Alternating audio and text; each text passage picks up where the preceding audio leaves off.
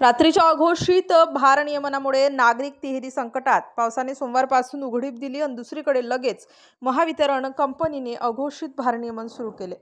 तेही सायंकाळी 7ला गायब झालेली वीज 3 तासांनी म्हणजे रात्री 10ला आली. यामुळे आधीच एकीकडे वाढत्या चोऱ्या, बिबट्याच्या एरझारा आणि अघोषित भारनियमनामुळे नागरिक तिहेरी संकटात सापडले आहेत.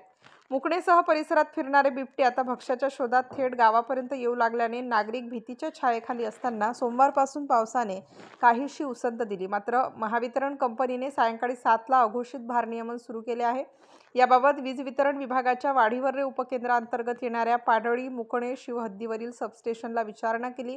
वरिष्ठांच्या आदेशामुळे भारनियमन करण्यात येत असल्याचे सांगितले. तेही संध्याकाळचेच भारनियमन असल्याचे सांगितले. 7ला बंद केलेली वीज तब्बल 3 तासांनी म्हणजे 10 वाजता आली. यावर नागरिकांमधून संतप्त प्रतिक्रिया उमटल्या. बिबट्याच्या हल्ल्यात मृत्यू होणे किंवा जखमी होण्याचे प्रकार नागरिकांसाठी नवीन नाही.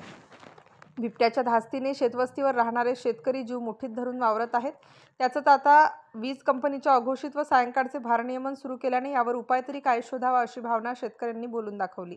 बिबट्याची दहशत, त्यावर वाढत्या चोऱ्यांचे चिंताजनक प्रकार व आता वीज कंपनीचा रात्रीचा अजब व अघोषित भारनियमनाचा भार, यामुळे शेतकरी ग्रामस्थांना दाद मागायची कुणाकडे, तसेच याकडे कुणी लक्ष देईल का अशी आर्त विनवणी करण्याची वेळ आली आहे.